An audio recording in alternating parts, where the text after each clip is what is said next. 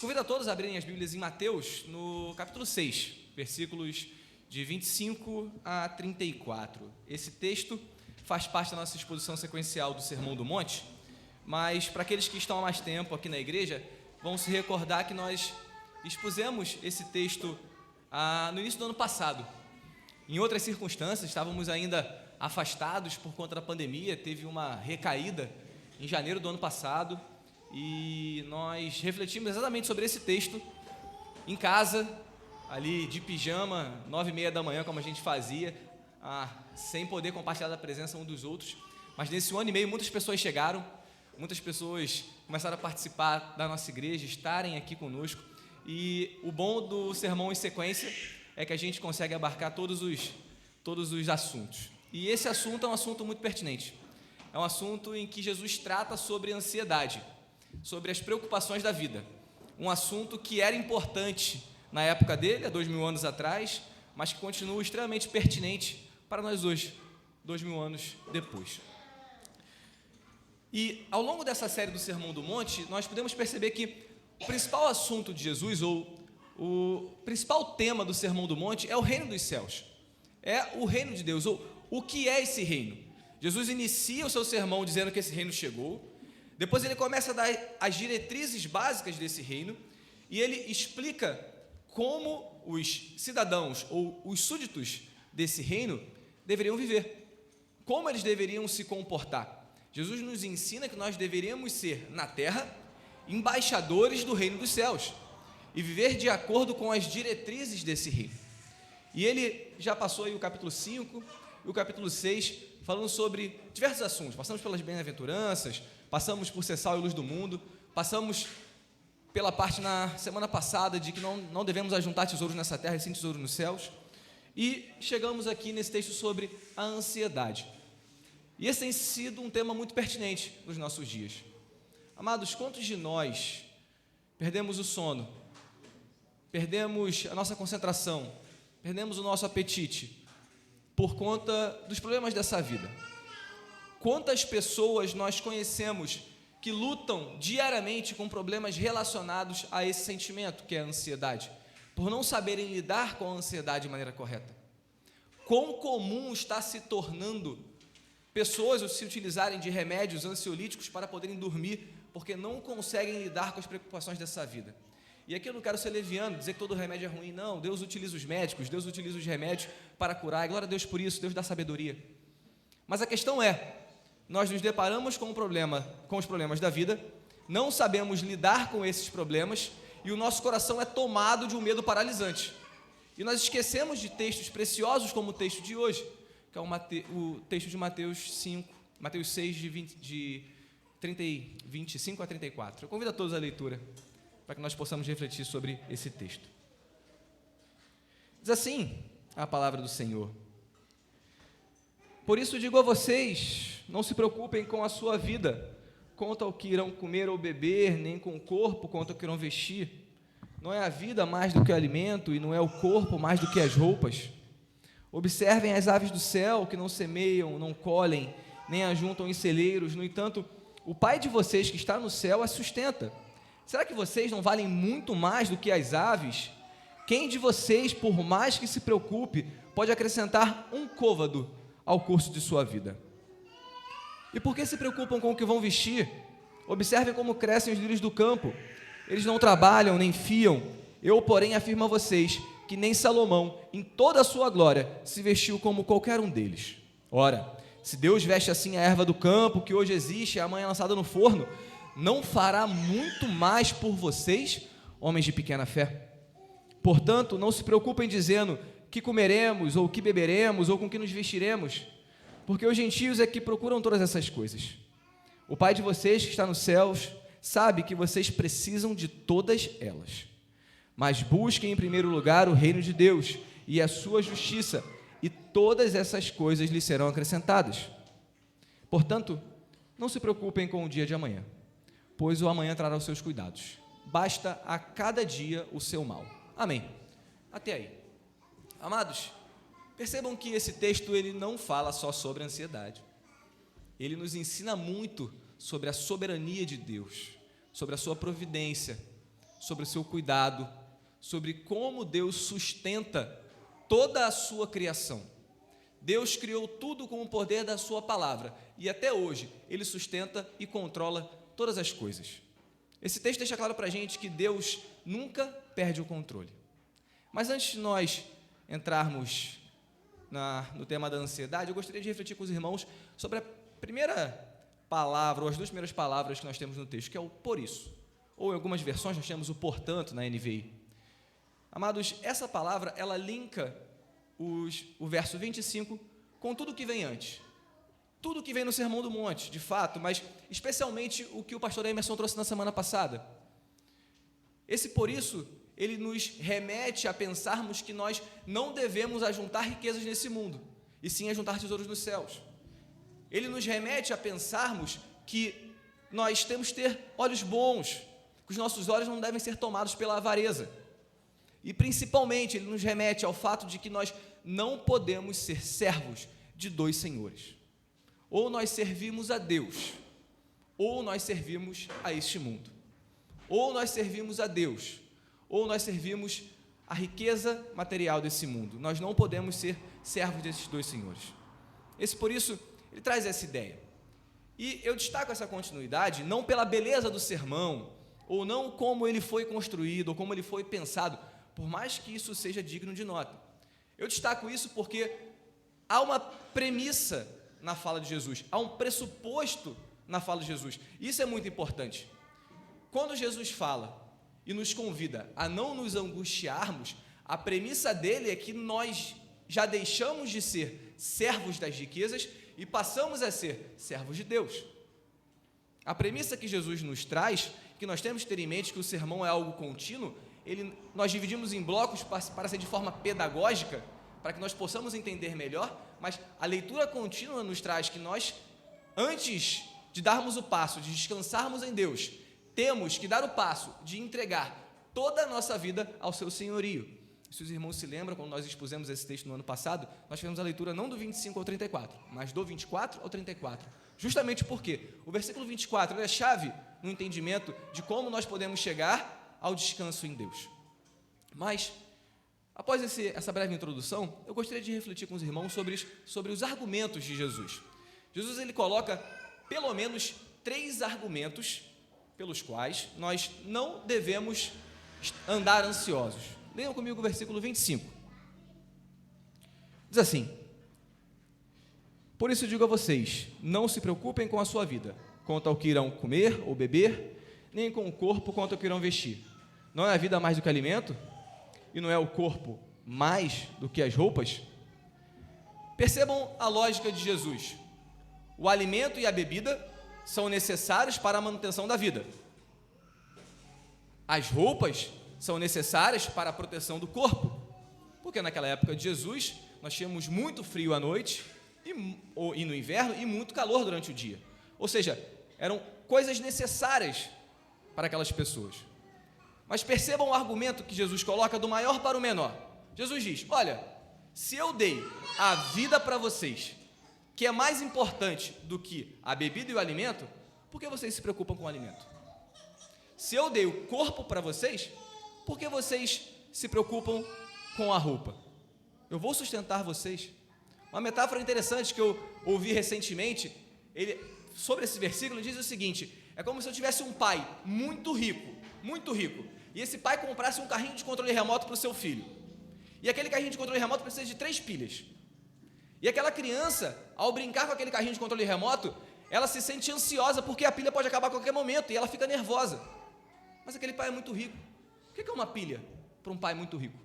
Eu sei que a metáfora não é perfeita, eu sei que a comparação não é exata, mas a palavra de Jesus é: olha, se eu dei a vida para vocês, se eu dei o corpo para vocês, fiquem tranquilos, eu sei que vocês precisam de todo o resto, eu vou sustentar vocês. Jesus, por 5 vezes nesse texto que nós lemos, ele vai falar: não se preocupe, ou em outras versões, não andeis ansiosos. E a primeira delas é: olha, eu sei o que vocês precisam, não andem ansiosos. Meus amados, nós esquecemos disso, nós tratamos a onisciência de Deus e a onipotência de Deus como notas de rodapé, como coisas que nós repetimos, e simplesmente não vivemos isso. Mas Jesus fala: não se preocupem, eu sei. Antes mesmo de vocês pedirem, eu sei. Uma pergunta análoga a essa, aproveitando a oportunidade do Dia das Mães, seria: mães, se Deus presenteou vocês com filhos, por que Ele não as sustentaria com força para educar e criar esses filhos? Ou pais, se Deus lhe deu uma casa, uma esposa, filhos, por que Ele não proveria o sustento para essa casa? O argumento de Jesus caminha exatamente nesse sentido, do maior para o menor. Deus nos dá tantas coisas, por que Ele não daria aquelas coisas necessárias e corriqueiras de cada dia? Isso é reforçado pelo que Jesus diz no versículo 8. Leiam comigo o verso 8 de Mateus 6, no mesmo capítulo. Jesus diz assim, falando sobre oração: não sejam, portanto, como eles, no caso, como os fariseus, porque o Pai de vocês sabe o que vocês precisam, antes mesmo de lhe pedirem. E versículo 32, o Pai de vocês sabe que vocês precisam de todas elas. Amados, Deus sabe que nós precisamos, e nós devemos descansar na onisciência de Deus. E Deus ser onisciente é um dos motivos, ou um dos argumentos de Jesus, pelos quais nós não devemos nos preocupar com a vida, ou não devemos andar ansiosos. E aqui nós sabemos e entendemos que não temos nenhuma defesa à irresponsabilidade, a não trabalhar, nada disso. Mas nós não precisamos ter um medo paralisante diante da nossa vida, porque Deus sabe do que nós precisamos. Esse é o primeiro argumento de Jesus. Caminhando para o verso 26, convido a todos à leitura, nós observamos o segundo argumento. Ele diz assim no verso 26: observem as aves do céu, que não semeiam, não colhem, nem ajuntam em celeiros. No entanto, o Pai de vocês que está no céu a sustenta. Será que vocês não valem muito mais do que as aves? Percebam, amados, Jesus aqui nos chama a atenção e pede para que nós olhemos para a criação, para tudo o que foi criado, para tudo que foi obra das mãos do Senhor. As aves, elas representam o tipo mais simples de sacrifício que era feito no templo. Quando um casal tinha um filho primogênito, ele ia até o templo e oferecia um bezerro. Mas quando a família era pobre, ela oferecia 2 rolinhas ou 2 pardais, que foi o caso de Jesus, se os irmãos se lembram lá em Lucas, como é descrito. Ou seja, até uma ave pequena, frágil, de valor insignificante, se Deus cuida de toda a sua criação, por que Ele não cuidaria de nós, que fomos feitos à sua imagem e semelhança? O segundo argumento de Jesus é: seres humanos, vocês que foram dotados com a capacidade de pensar, de raciocinar, de se relacionar comigo, por que vocês não descansam no fato de que eu sustento todas as coisas? Por que vocês andam ansiosos? Por que o coração de vocês anda temeroso com o futuro? Por que vocês não conseguem descansar? Por que vocês não conseguem parar e gozar em Deus da sua paz, da sua plenitude? Por que vocês andam tão acelerados? Por que vocês querem controlar o futuro? Eu sustento toda a criação. É isso que Deus nos diz no versículo 26. Jesus, no seu segundo argumento, ele fala: olha, o Pai criou todas as coisas, e se nós acreditamos que Deus criou todas as coisas, que Ele sustenta todas as coisas, que a terra é o estrado dos seus pés, Ele vai cuidar de nós. Esse é o argumento de Jesus. Percebam, o pardal não se angustia pelo dia de amanhã, e ainda assim ele tem alimento. O pardal, ele não está preocupado com o que ele vai comer amanhã, e mesmo assim Deus o sustenta. Por que nós não conseguimos descansar na providência divina? Amados, eu convido a todos e desafio a todos a pensarem em momentos da vida de vocês em que vocês não sabiam o que iria acontecer, em que vocês não tinham a menor perspectiva de futuro, e mesmo assim Deus estava lá, ajudando, sustentando e preparando. Por que nós não conseguimos nos apegar nas promessas de Deus? Por que nós não conseguimos nos apegar naquilo que Deus fala para nós? Eu sustentarei vocês. Esse é o segundo argumento de Jesus. Continuando no verso 27, nós encontramos o terceiro argumento de Jesus, que é muito simples e interessante. Esse é bem direto. Ele fala o seguinte: quem de vocês, por mais que se preocupe, pode acrescentar um côvado ao curso de sua vida. Um côvado era uma unidade métrica, aproximadamente ali 49, 50 centímetros. Jesus está perguntando: vocês vão se preocupar, vocês vão se estressar, vocês vão sair do sério, vocês vão perder o sono, vocês vão perder a fome, vocês vão buscar soluções terrenas. E toda essa preocupação, toda essa angústia, ela acrescentará 50 centímetros na vida de vocês? Uma pergunta retórica, porque a resposta é não. Não. Deus é soberano. Deus controla todas as coisas. Deus controla o curso das nossas vidas. O terceiro argumento de Jesus contra a ansiedade, contra ter um medo paralisante do futuro, é exatamente: a preocupação de vocês não vai resolver nada. Vocês estarem preocupados a ponto de se esquecerem de mim, de não orarem, de não me buscarem, de não estarem em comunhão comigo, de não estarem em comunhão com a igreja, de não pensarem em mais nada durante o dia, não vai resolver nenhum problema de vocês. Esse é o terceiro argumento de Jesus. Amados, Jesus nos leva a refletir aqui sobre a soberania de Deus e como Deus controla todas as coisas, e como Deus é soberano e guia o curso do universo, de como Ele guia da menor formiga ao maior planeta. Deus está no controle de todas as coisas, inclusive das nossas vidas, inclusive da nossa saúde, inclusive dos nossos recursos, inclusive do nosso trabalho, inclusive da cidade em que moramos, inclusive da nossa faculdade, inclusive da nossa pós-graduação, inclusive da nossa vida. Deus controla todos os aspectos. E Jesus, ao trazer a ideia de que nós somos servos, no versículo 24, servos de Deus, ele fala: deixem as preocupações na mão do seu Senhor, que é o próprio Deus.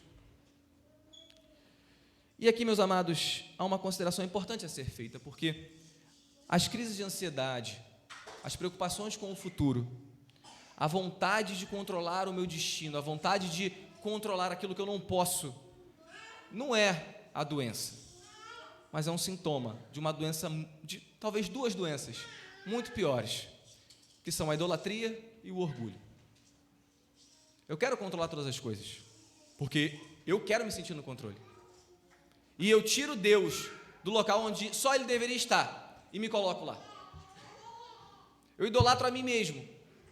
E eu tenho tanto orgulho que eu não consigo abrir mão, eu não consigo ceder. Eu tenho que controlar. A partir do momento que algo sai do meu controle, eu me desespero. Só que nós nos esquecemos de que... Olá, meu filho, eu te amo. Mas nós nos esquecemos que Deus é todo-poderoso. Mas nós nos esquecemos que Deus tem o controle de todas as coisas, e só Ele, e não nós. Muitas das vezes nas nossas vidas nós vamos perder o controle, porque Deus está no controle. Muitas das vezes nas nossas vidas nós não vamos saber o que está acontecendo, nós não vamos ter a capacidade de prever o futuro, nós não vamos ter a capacidade de antecipar o próximo passo, e isso pode causar uma ponta de ansiedade em nossos corações. Mas o convite de Jesus é: descansem, porque não adianta nada. Eu estou no controle, eu sei o que vocês precisam. Essa é a realidade, e a gente conversa isso muito lá no GC. É muito fácil, sentado com um copo de água bonito do pastor, falar sobre isso, mas é extremamente difícil viver isso no meio das adversidades da vida. Mas esse é o convite de Jesus, esse é o convite dele. Olha, no meio das adversidades, quando você achar que não há mais controle, lembre-se, Deus nunca perdeu o controle.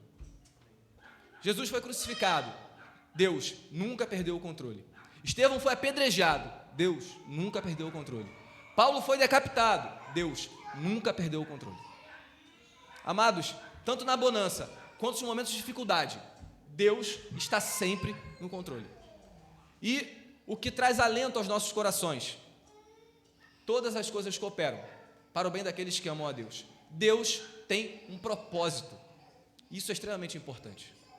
Nós perdemos de vista que Deus tem um propósito, e Deus ter um propósito é muito diferente de eu saber qual é o propósito de Deus, porque nós repetimos isso: Deus tem um propósito, ou tudo tem um propósito, mas quando nós não sabemos, quando Deus não nos fala esse propósito, a gente fica nervoso, a gente fica ansioso, a gente quer tomar o controle, mas Deus fala: descanse, descanse em mim, porque eu sei o que você precisa.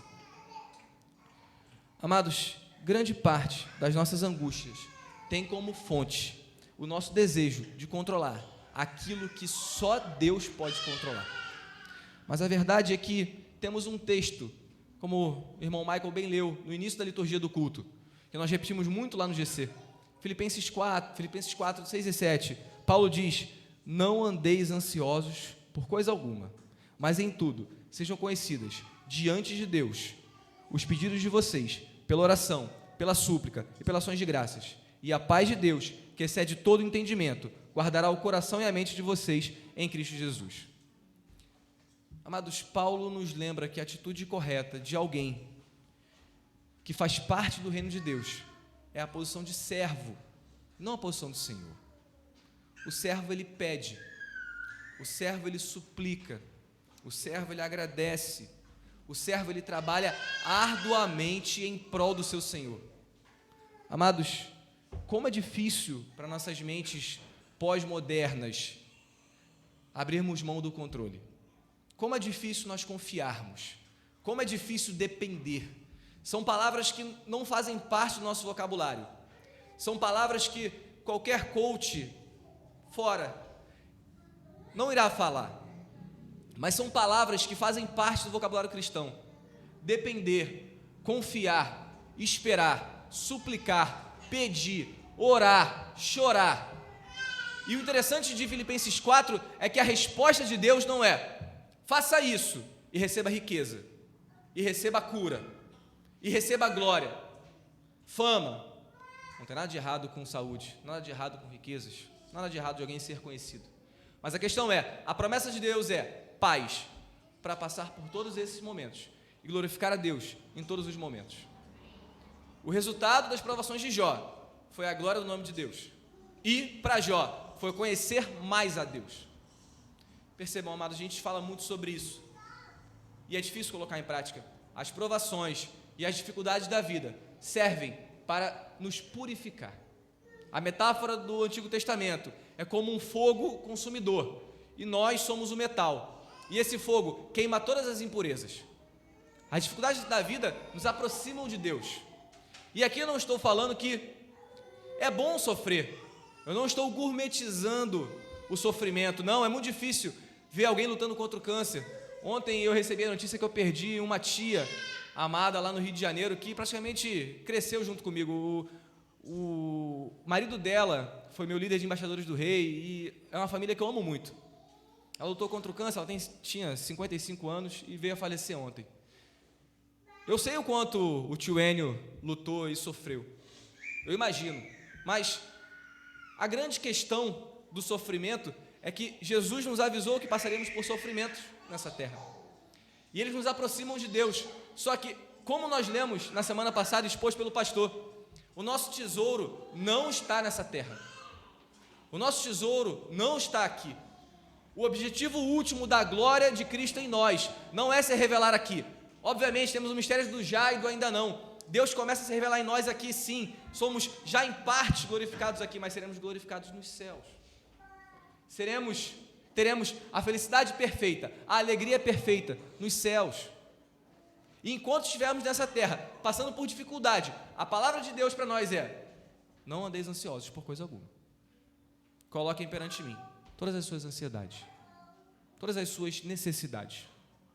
Existe uma música do Ministério Zoe, eu comentei isso aqui ano passado, que diz: porque na verdade eu descobri que tudo que eu preciso está em ti, mas meu coração é teimoso demais para admitir. No refrão ela diz o seguinte: eu sei que depender é como viver perigosamente, mas eu preciso aprender a confiar em ti. Amados, a nossa geração está vivendo um problema muito sério com relação à confiança.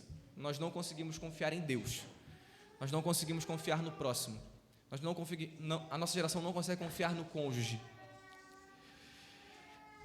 Nós falamos isso também recentemente, lá no GC.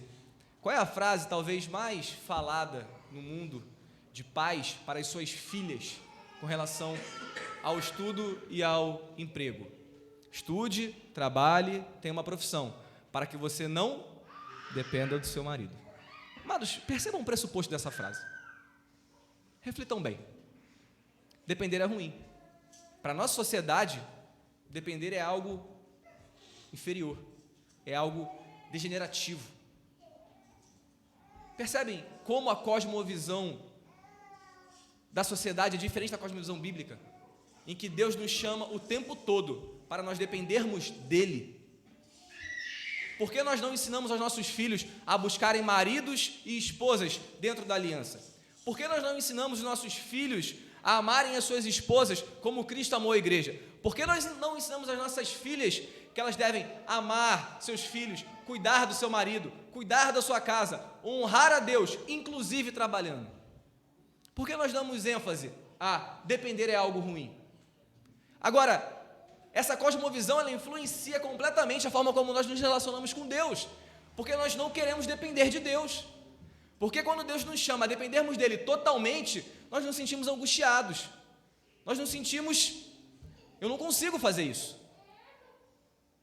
Quando Deus nos chama a depender dele diariamente, quando ele nos chama, e nós vimos isso há mais ou menos 2 meses atrás, a pedir diariamente pelo pão, a pedir diariamente por perdão, a pedir diariamente por sustento, a viver dia após dia. Com isso eu estou dizendo que você está errado em ajuntar para a sua aposentadoria? Não. Não há nada de errado em ser precavido. A grande questão é, nós colocamos a nossa segurança nisso? Nós colocamos a nossa esperança naquilo que a nossa mão pode tocar? Ou o nosso alicerce, a nossa esperança é Deus? Ou o nosso alicerce, a nossa esperança, quando tudo se esvair e tudo se acabar, será o Senhor? Essa é a grande questão. A grande questão é, aonde está o tesouro do nosso coração? Versículos 18 e 19 de Mateus 6. Se o nosso coração, se o nosso tesouro está nessa terra, nós nunca conseguiremos descansar em Deus.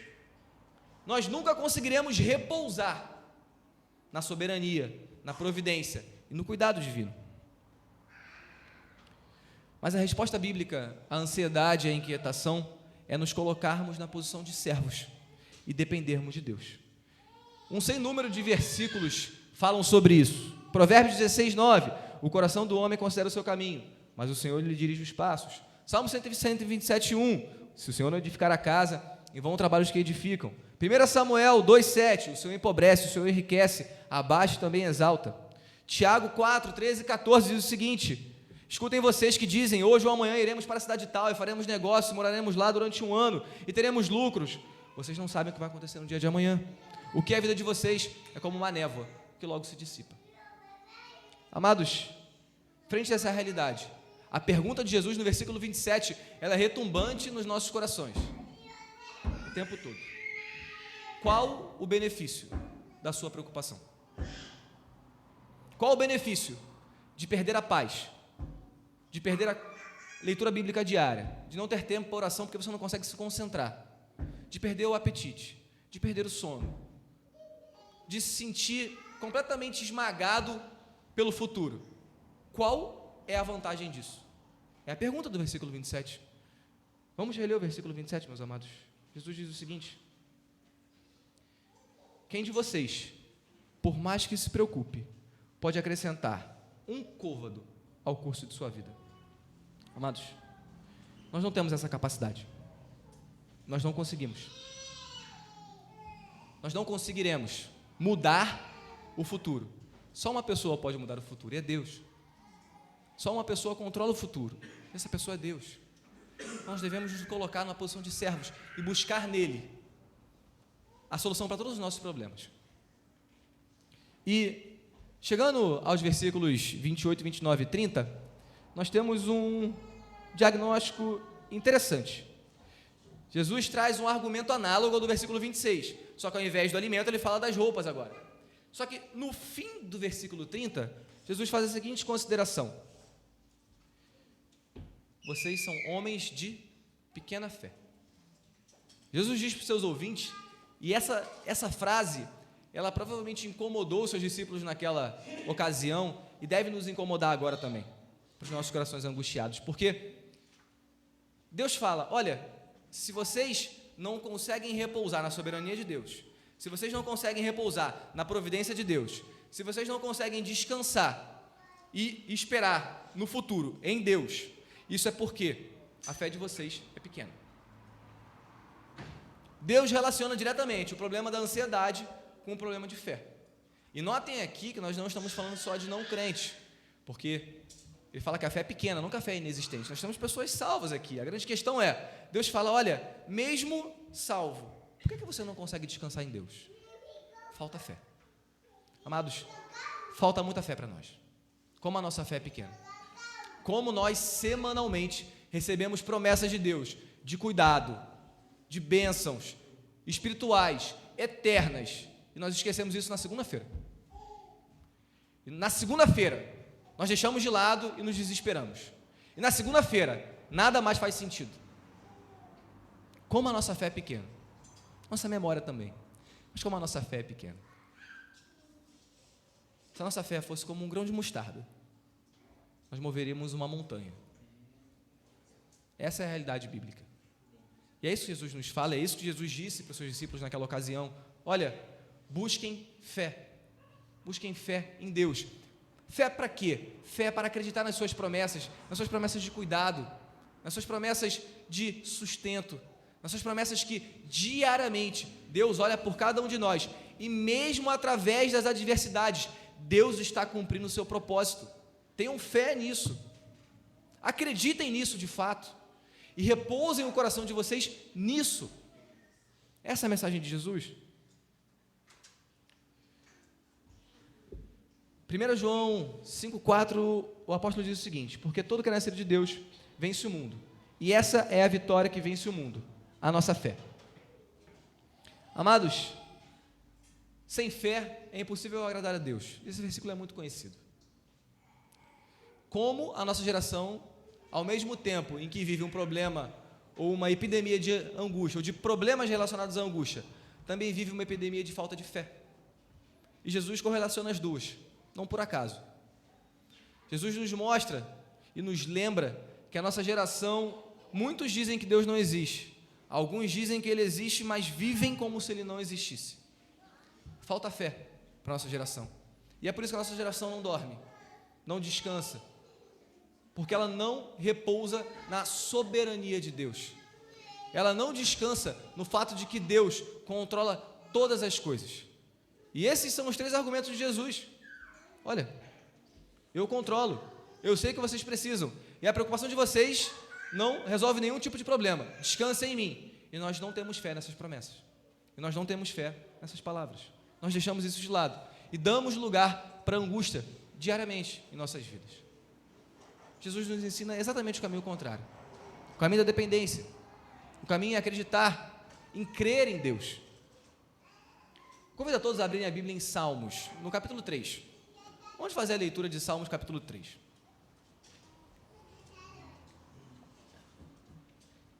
Aqui nós temos Davi, um dos maiores personagens bíblicos, né, que todo mundo conhece, as crianças conhecem pela luta contra Golias.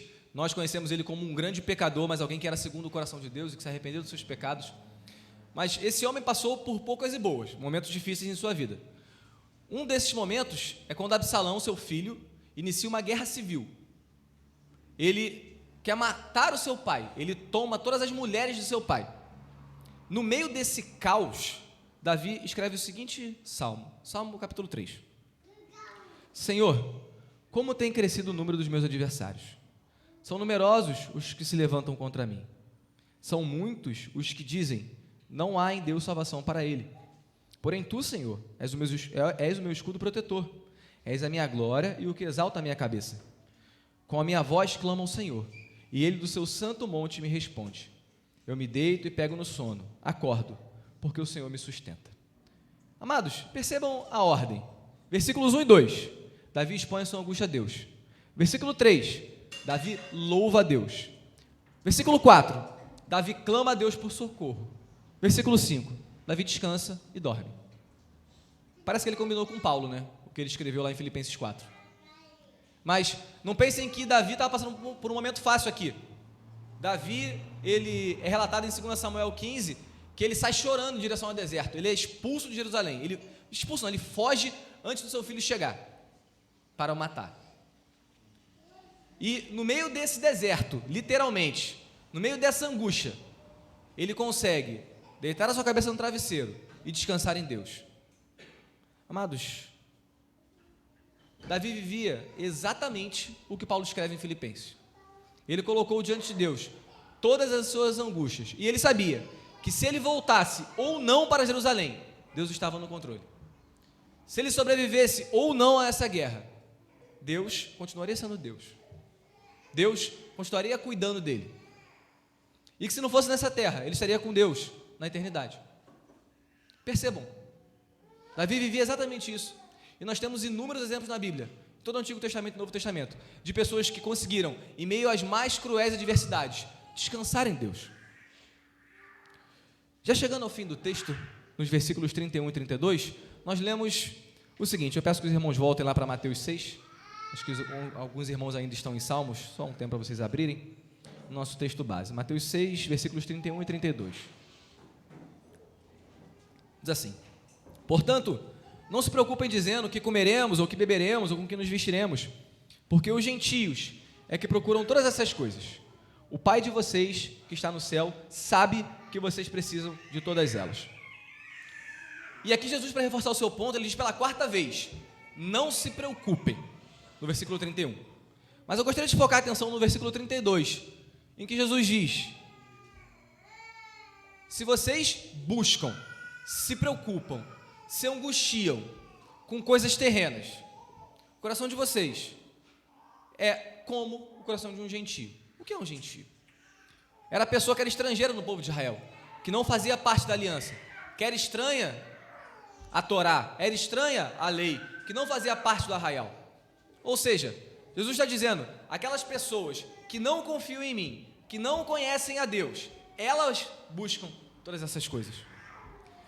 Jesus está dizendo que buscar, se preocupar, colocar as coisas terrenas no topo de nossas prioridades é uma atitude típica, um comportamento típico de alguém que não conhece e não confia em Deus.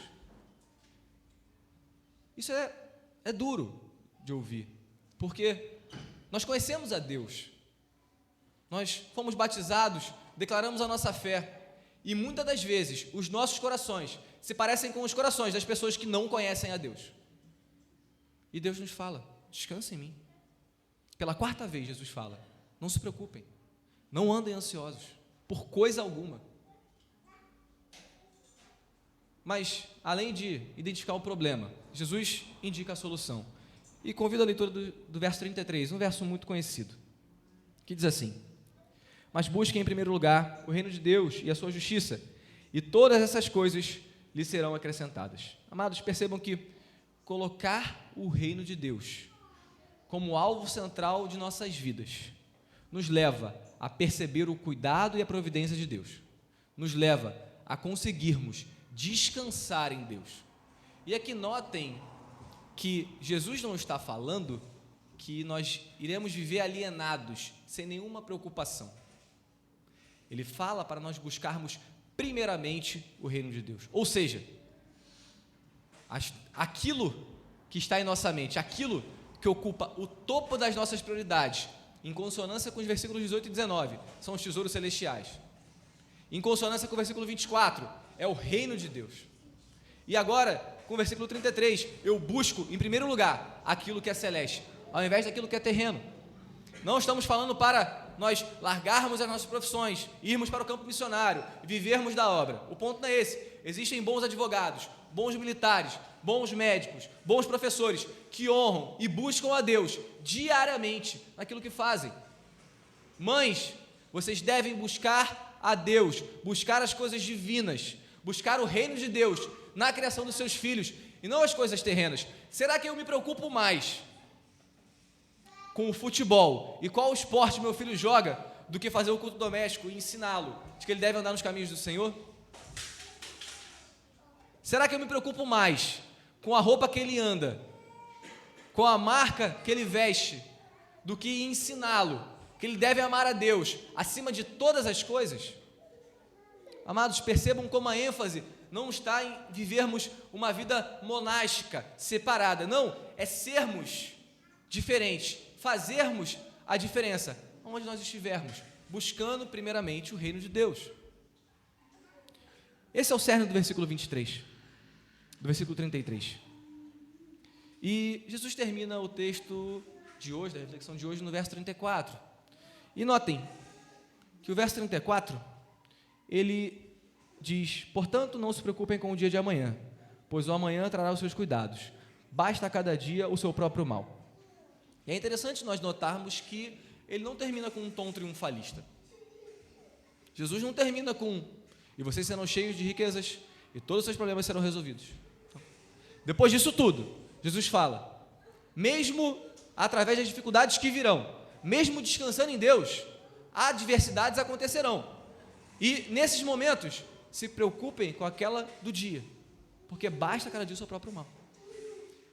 O quinto, não se preocupe, ele vem justamente no momento em que Jesus fala: se preocupe com aquilo que é do dia, colocando primeiramente o reino na frente. Amados, nós não temos uma promessa de vitórias ininterruptas. Sim, venceremos o pecado. Sim, Jesus venceu a morte na cruz. E essas são as grandes vitórias que nós passaremos. Mas nessa vida, nós teremos tribulações, teremos adversidades. Mas Jesus fala por 5 vezes, em 10 versículos: não se preocupem, não fiquem angustiados, não percam a paz de vocês, não percam o sono de vocês, não percam o apetite, não percam a comunhão comigo através da leitura bíblica, da oração, do jejum. Não percam nada disso por causa de preocupações terrenas. Mas busquem em primeiro lugar o reino de Deus. E aí sim, nós conseguiremos descansar na providência e na soberania divina. E aqui, já encerrando, eu gostaria de fazer 3 aplicações desse texto que nós lemos hoje. A primeira delas é: se nós, aqui no salão de culto, ou mesmo na internet, não aceitamos a Jesus como Senhor e Salvador das nossas vidas, o convite de Deus no versículo 24 é: sejam servos meus, tenham fé em mim, e aí sim, descansem. Então, se você nunca aceitou a Jesus, o convite nesse momento que Jesus nos faz é: esteja sobre o senhorio de Deus, porque Jesus fala que o fardo dele é leve e suave, e ele carrega o nosso fardo pesado. A segunda aplicação é para aqueles que já declararam Jesus como Senhor e Salvador de suas vidas. Amados, se vocês estão tomados pela angústia, pelas preocupações com o futuro, com aquilo que irá acontecer um dia, a palavra de Deus é: busquem fé. Busquem fé em Deus. Descansem em Deus. Descansem, porque Jesus disse que Ele é onisciente, Ele sabe do que nós precisamos, porque Ele disse que Deus está no controle de todas as coisas, porque Ele disse que a nossa preocupação não muda em nada a realidade, mas Ele disse que se nós depositarmos todas as nossas ansiedades aos seus pés, Ele nos encherá de uma paz que excede em todo entendimento. E essa é a terceira aplicação: orem a Deus diariamente, entreguem a Deus diariamente, que nós possamos, dia após dia, colocar aos pés do Senhor toda a nossa necessidade, todas as nossas angústias, porque elas virão, amados, não se enganem, elas virão. No nosso coração, nós sentiremos medo, muitas das vezes, mas o convite de Jesus é: não se preocupem com isso, não se angustiem com isso. Quando vocês receberem esse sentimento no coração de vocês, depositem-o aos pés do Senhor, e a promessa divina é: Ele os encherá de uma paz que excede todo o entendimento. Amém? Vamos orar.